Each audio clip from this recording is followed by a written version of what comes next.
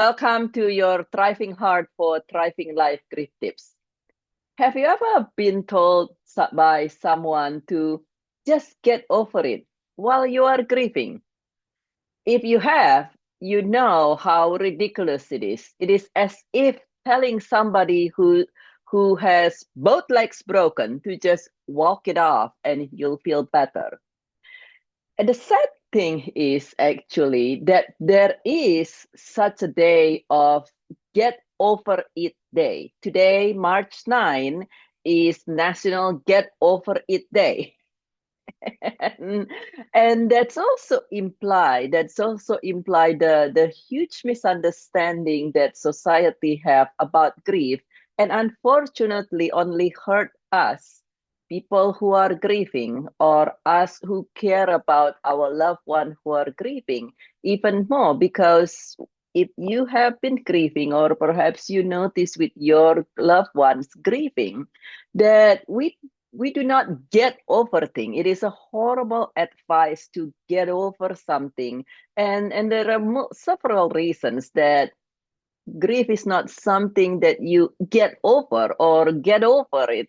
Firstly, we grieve because we love.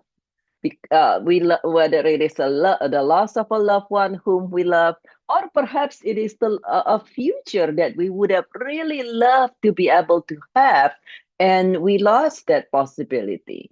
A relationship with somebody whom we care and would have loved to love, but that's the relationship never materialized. So grief comes from love, and we don't just get over love and also getting over to tell somebody to hey you should just get over this get over this. Many people come to me and say, my friend, my family, my sometimes even my therapist, you should just decide to get over this. And I said, excuse me, uh, you if you've been listening to some of my videos, you know that you might have catch by now that grief, when we are grieving, it changes us physically, even though it is not externally. So most people don't understand and cannot see it.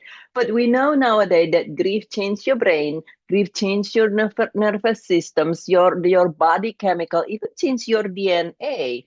And when something like that change, when there is an actual physical changes, even if it is at microscopic level and neurotransmitter level, it's something we can just get over it because there is actual changes. And also grief is not a hurdle that you jump over. It's sometimes people has this concept, people who has not experienced grief has this concept of it's like this is just a pool of dirty water or something, and oh, just decide to jump over it or get out of it.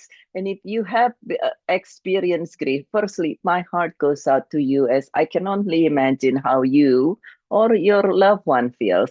And you know very well that get over, if you ever hear the anybody that says, oh, just get over it, it's actually very hurtful. It's very hurtful.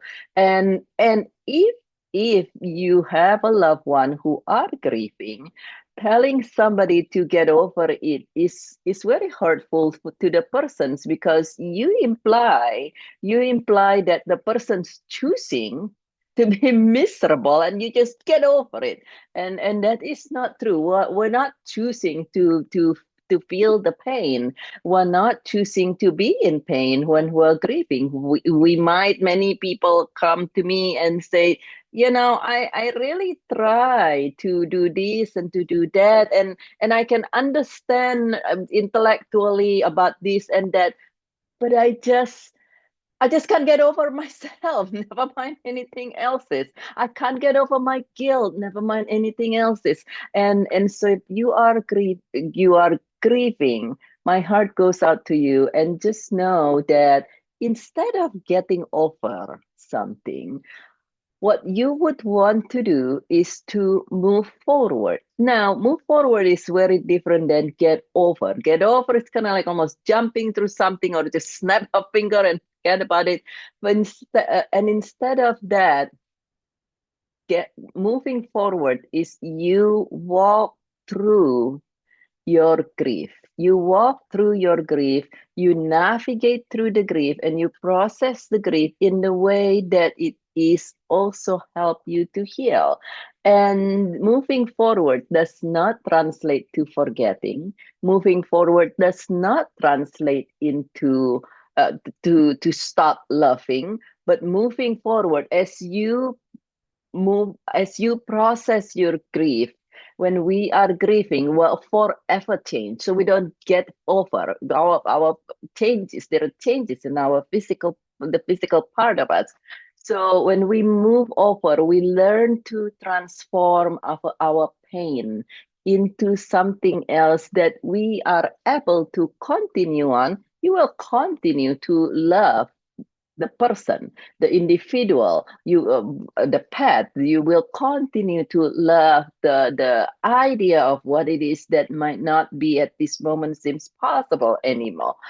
But you transform the pain into something else where you are able to live again, to be able to feel joy again, and to be able to embrace life and live life again. And so we want to move forward instead of getting over. One tool that can help you heal and recover at the pace that you love. Everybody says different timing here, is to use the power of I am. Interestingly, today, March 9, is also the I am day. It's the March 9 here in the United States is the get over it day. But interestingly, it is also the national I am day. And it is something that affirming with I am is actually something that can help you as you are healing. And so, one example would be to tell yourself that I am allowing myself to grieve. I am honoring my feelings, knowing that your feelings are always valid. You don't need to get over your feelings or push it away or pretend anything else. So I am honoring my feeling. I am continuing to love. Perhaps even if the individual's not there physically, I am healing one day at a time. I am receiving the help that I would love. And our nervous system does work in such a way that when you affirm the yourself as I am in the way that you would love, which is I am moving forward one day at a time. I am healing the way I would love to heal.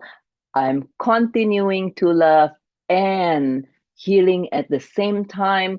When you do this of again and again and again, your nervous system, there is a saying that the nerves that's wired together, the fires together wire together, it will wire, actually it will help you actually create what it is that you're affirming. So today in on the National Get Over It Day, but also National I Am Day, one tip that I can share with you is to create an affirmation that sounds good to you. I have many people come to me, and one of the things that concern them is people have anxiety.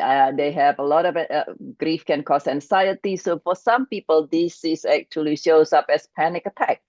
And one thing that I help the clients do is to have an affirmations that saying that I am at ease. I am more and more at ease.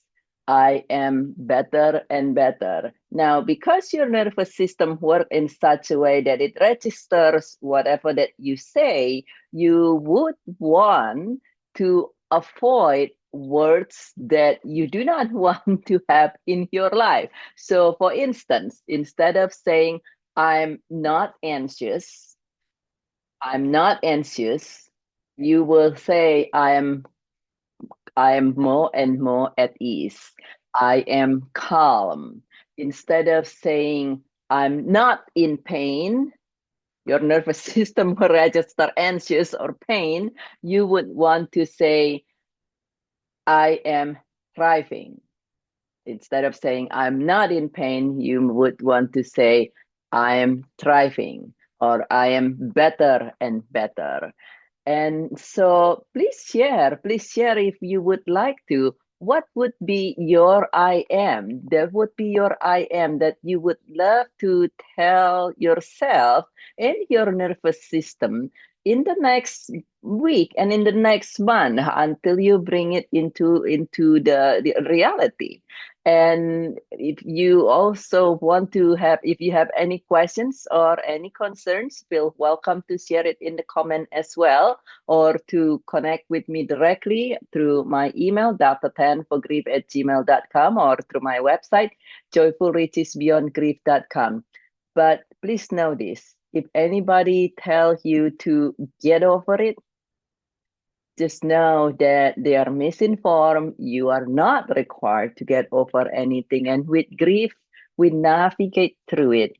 And you, one day at a time, with your I am, will be able to recover, because we know that one thing for sure, that there is help. Even if at this time you feel that there might not be any help, you can tell yourself that I'm receiving the help that I need. I'm receiving the help that I need, and allow yourself to receive help. And we know when there, because there is help, there is hope. Regardless of how long it has been, many of my clients has been suffering for decades. It is possible to recover still, not get over, but to fully recover. And this is Dr. BirgitteTan with Joyful Riches Beyond Grief. I care about you very much, and I look forward to see you again next week.